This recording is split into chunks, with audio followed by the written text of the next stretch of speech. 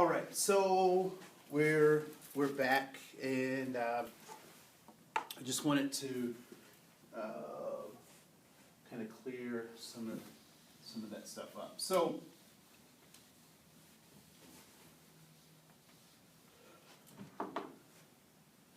being human and humanity is extremely important. There's some other pieces that I kind of want to add to this as we kind of talk about some of the cultural universality of the human experience, right? So as we kind of deal with that stuff, I want to add that we're always human, and that our humanity cannot be divided. We cannot be a divided creature as it pertains to our humanity. So those things become extremely important for us to realize and recognize. So we are always human, and that our humanity is foremost and paramount, right? So one of the things that I want to talk about is this concept of authentic humanity versus this kind of pseudo-humanity, or this false humanity.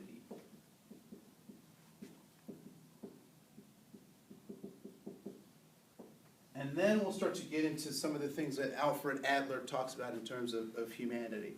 So there is this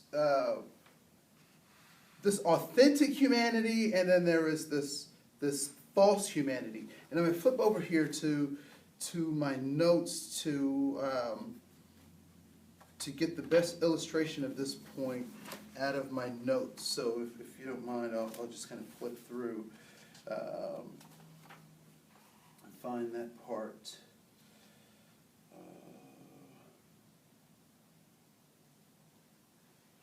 And then we'll talk about. I want to come back to this concept of the void, right? So the free market capitalism said that they can answer that void, but we'll come back to that in just a second. So authentic humanity. It's summed up in these particular points of view, these ways of thinking about how we're human. So first of all, we are always human. So no matter how we get treated, rather if we get treated well or we get treated negatively, whether the systems that we're engaging in want to identify us or not as being human, regardless of how those systems try to interact with us, it is a truism that we are always human. So authentic humanity starts with the fact that we have to understand that we're always human. And so as a human, there are certain inalienable rights, right? Inalienable rights. Those rights that cannot be separated from my humanity. And among those are life, liberty, and the pursuit of happiness. And so we'll talk about some of those concepts as well. And so human is our natural state, right? So what does it mean to be human? Human beings are a soul, they're a body, and they're a spirit. And the yearning of that soul, that body, that spirit is constant. We're yearning for freedom. We're yearning for liberation. We're yearning for connection. We're yearning to produce the purpose for our existence. Those are the things that we constantly yearn for as humanity.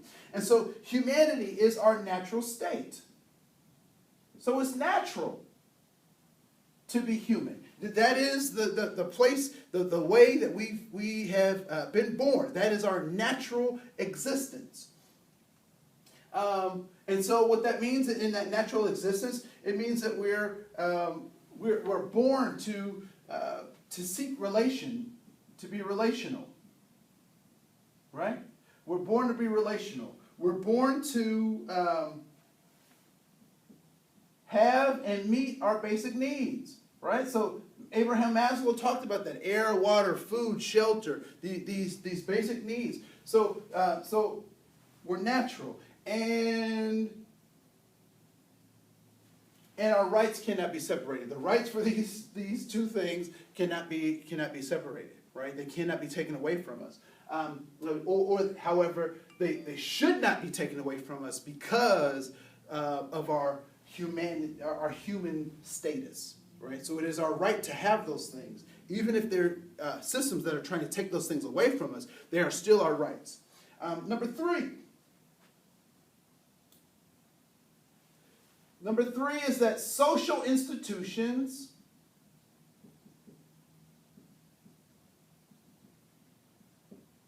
offer false humanity. That social institutions, by their nature, do not offer authentic humanity. They offer pseudo-humanity or false humanity. And we'll talk about that. We'll talk about why that is in just a bit. Number 4, when we start talking about authentic humanity, I want you to keep these things in mind, that we're always human, that humanity is a natural state. It is natural for us to be relational, to have and get our basic needs met. That is our human nature, and that our rights can't be separated from our humanity, or they should not be separated from our humanity. And that social institutions, by their nature, offer a false humanity. Number 4, race, gender, and class distinctions are membership status, which also support this false reality. And so race, gender roles, and class distinctions have nothing to do, or not related to our humanity, or should not be considerations for our humanity. I am not less human because I am a part of some nation state's definition of race, or that I have been born without my choosing into a particular gender group, thus being subjugated because of a decision that I did not make myself, or that because of the nation state's class system, its hierarchy, that I am subjugated or less human. So there is no relationship between race, gender roles, and class to my humanity. There's no relationship. There's no ratio. I am always, number 1, always human. Number 5, that choices are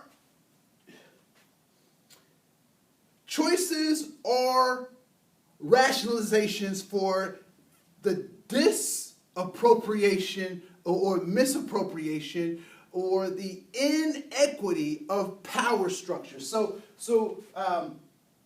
choices, or the ability to make choices, is inauthentic humanity. Now, I know that's a hard thing to think about, because we really pride ourselves, particularly in the West, on giving people choices. But unfortunately, the choices that we typically offer people are not authentic choices, right? So what societies do is they offer certain kinds of choices to provide, to direct certain types of behavior, right? So, for example, you have the right to smoke. You have the right to smoke. You have the so-called freedom to smoke. There are stores where you can buy cigarettes. There are places that you can buy tobacco, and you can buy the papers to roll up your cigarettes. You have the choice to smoke. However, to exercise that choice, the society has set up something that is a deterrent to you smoking, which is what? High prices. Right? So to exercise your choice, given this political environment, given this this economic system that we're engaged in, the choice is yours. But the society has set a false choice, because what they want you to do is to not smoke, but they give you the choice to smoke, given certain stipulations and parameters. And so so the idea of choices is false humanity. Because systems, governmental systems, societal institutions give this false choice, right? So choice. So if we're not having choice, what is authentic humanity? Authentic humanity is understanding the relationship between cause and effect. So because I do this, there are some impacts to my behavior. So it's not so much about my choices, it's about the cause and effect of what I'm doing. So if I do this, so authentic humanity is not trying to drive people to make choices, but having the understanding that there is some impact of your behavior on you and those people around you. That is authentic humanity. Point number 6 about authentic humanity. That dehumanization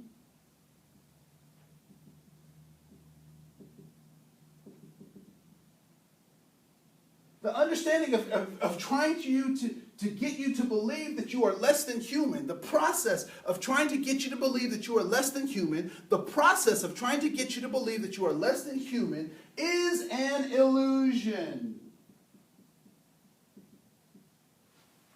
It is an illusion. When you buy into this concept that you are less than human, it is an illusion. When you say that you are a particular race, it is an illusion. When you say that you're a particular economic class, that you have a certain amount of status, all of those things are illusion because at the end of the day, you are only human, right? So as many riches as one can accumulate, as many degrees and papers and success, at the end of the day, you're going out of this world the same way you came in, and that's by yourself. Hopefully you'll be clothed. So this process of dehumanization is an illusion. Point 7.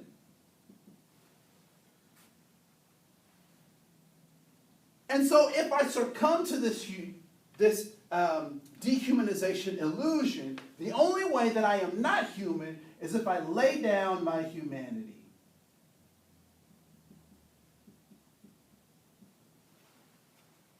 If I make the choice to not act in the best nature of human, or in the best nature of a human being, if I'm not practicing being human, then the only other choice is for me to act like an animal.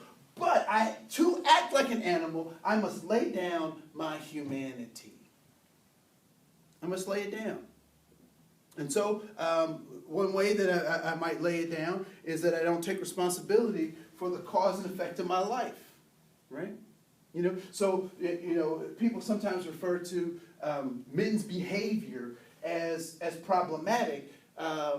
And you'll hear people refer to men as if they were animals or talk about them as if they're animals. Well, part of the reason that they do that is because someone along the line has forgotten about the cause and effect and that we're always human. And so if I don't believe that I'm human, then I won't act like I'm human. And if I don't act like I'm human, what am I acting like? I am acting like an animal. Now, I will say that I find it very interesting that as I was growing up, and we looked at the people in the neighborhood, and we looked at the folks around us, the language that we used to define ourselves was very telling about the times we were growing up in. And so, you can lay down your humanity. The interesting thing about that, though, is that you can pick that humanity back up, right? So what are some ways that we know that people have laid down their humanity? We have things like wars. War is people not living up to the best that humanity is, but they're laying it aside to say, my belief, my seek to keep my way of life going is so more important than yours that I'll lay down my humanity and I'll kill you to get what I want. And so when we talk about laying down humanity, when people forget, they fall for this illusion, they riot. They commit suicide when people have forgotten what is true and good about them, the thing that they have purpose and power, that they can do things. When they fall to this dehumanization illusion, they lay down their humanity and they do some of those things. We also understand that depression is a way. When people succumb to post-traumatic stress, right? When we've pushed people as far as they can go and they snap either emotionally or mentally, we've created an environment where it becomes oftentimes easier to lay down my humanity than to actually struggle with it and keep it intact. Anger is another way that we lay down our humanity. We act against our best nature. And number 8, that false humanity, this idea of false humanity,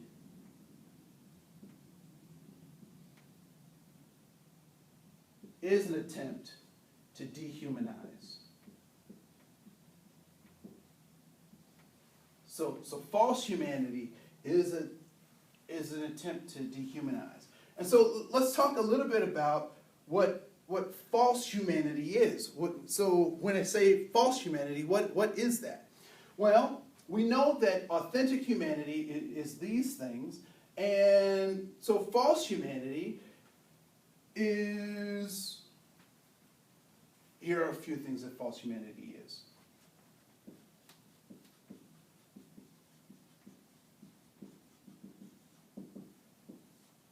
False humanity is membership.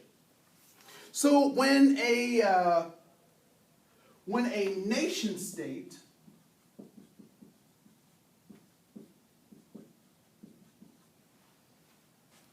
has members, its members are declared to be human.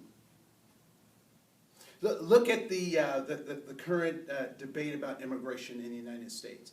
Look at the current debate about what goods, services that people should have access to.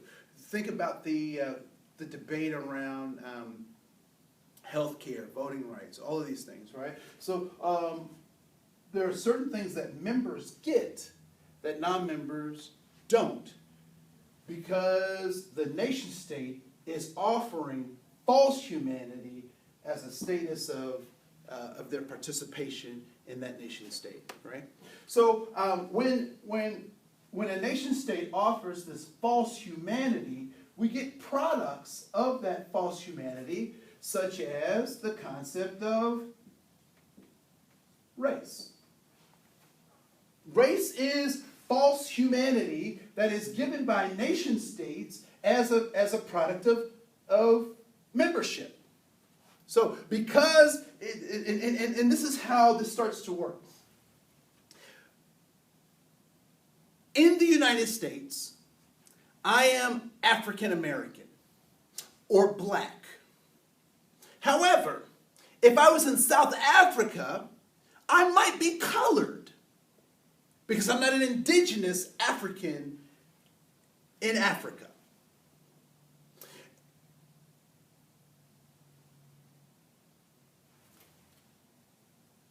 What we've come to understand about race is that it is a political construct designed to organize people in a particular kind of way.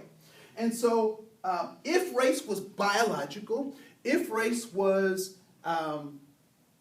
anthropological, meaning that I could look at an artifact and say this came from this particular racial group and this belongs to this racial group, or back to biology, if I could look at this particular gene and say that no other human beings have this gene except for this particular group of people, then I could come and say that race is a thing. And race should be, if race is biological, if race is anthropological, whatever a person's race is in the United States, it should be the same as it is in Egypt. It should be the same as it would be in Guam. It should be the same as it would be in Siberia. So all of this concept of race should consistently show up the same over and over and over again, no matter where people are. But in fact, that is not the case. That race is a condition of membership, which is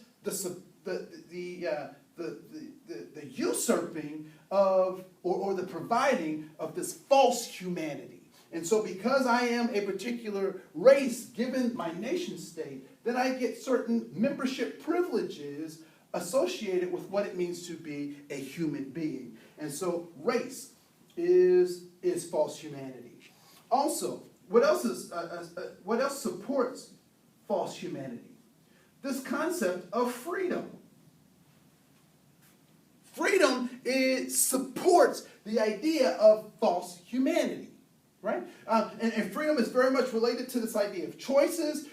Freedom is conditioned upon the membership of a nation state. So because I am a member of a particular nation state, I am allotted certain freedoms. And when I do something that is an infraction on that nation state, they will take away my freedoms. So freedom, the concept of freedom, is a false humanity because it is based on membership to a nation state. And so nation states do not define what it means to be human because I was born human. And so instead of freedom, what should we be looking for? We should be looking for liberty. Now, what's the difference between freedom and liberty? Freedom says that if I don't follow the rules of the nation state, if I don't do what the nation state says, they will take my freedoms away. Liberty says, regardless of my membership in the nation state, regardless of, all of these other confines that the nation state says that I have to be subservient under or work within, the parameters, I am still human. One of the things that really puzzles folks is that, and I've heard this from a dear friend of mine in terms of the incarceration of Native Americans and why being incarcerated does not seem to be a deterrent for many Native Americans or for Native Americans that my friend was referring to. And the thing that is very interesting is that my friend was sharing that for many Native Americans, one place is the same as another place. Or another way to say it is that there is no difference between this place and that place. And so whether I am on the res, or I'm in prison, or I'm in this part of the world versus that part of the world, in the grand scheme of things, according to my friend, there isn't much difference. And so if I don't see the taking of my freedom as a deterrent, it's very hard for the system to control me or to monitor my behavior. And so what happens is that oftentimes Native Americans sometimes don't even recognize it, that they have a liberty that other people don't have, right? And so this is false humanity. So race is false humanity. Freedom is a false humanity. Class, status is false humanity. Because I've been able to accumulate wealth, accumulate status within this nation state does not make me more or less human than anybody else, right? So race, freedom, class, status, and again, gender roles